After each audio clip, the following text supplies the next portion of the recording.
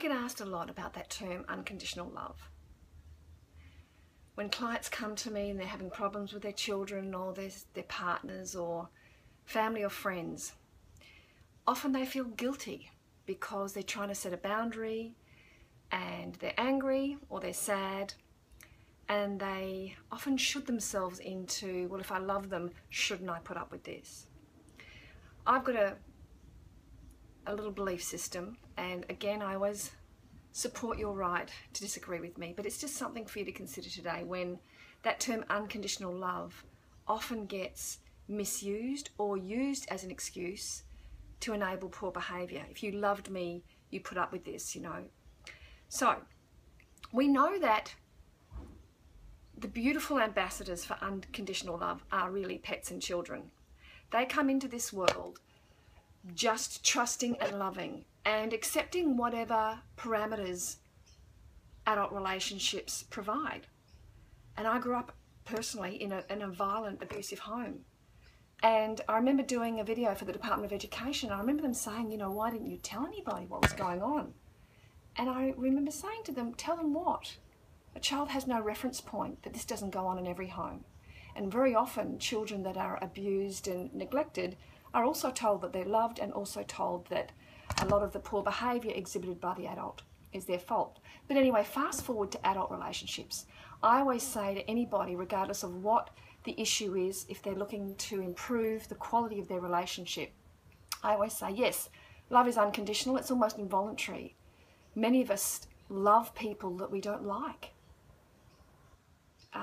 And reconciling that can be really confusing. So love is unconditional. It's a reflex, it's sometimes primal, and it's not always healthy to have a relationship with people that aren't safe, or that aren't respectful, or that aren't loyal. So love is unconditional, but relationships, adult relationships, are not conditional. Love is unconditional, relationships are conditional. They need to be. There needs to be a code of conduct for adult relationships. If relationships were also unconditional, why do we have wedding vows?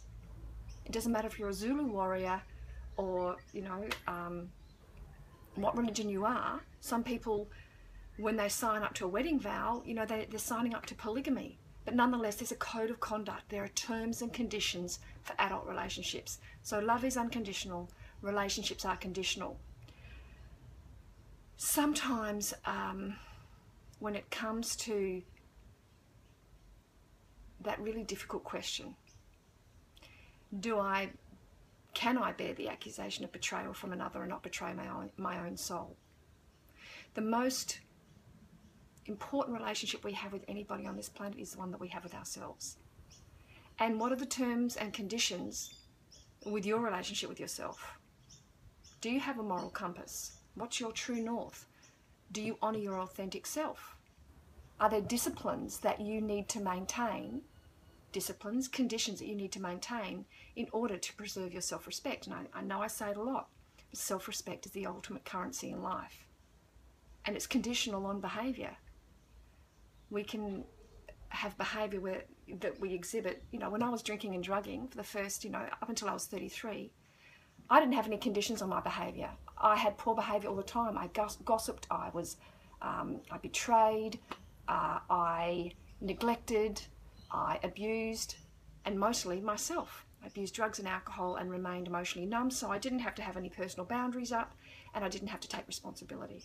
So when it comes to your relationship with yourself, what are your terms and conditions, and how you're going with them? Are you regressing or progressing?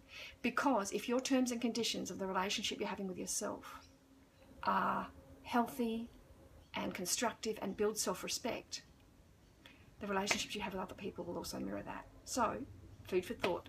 Love is unconditional, but relationships are not. And nobody has to put up with poor behaviour. Biology does not buy you rights in adult life. Respect must be earned by everybody, including biological partners, spouses, and friends. Food for thought. Mwah. See ya.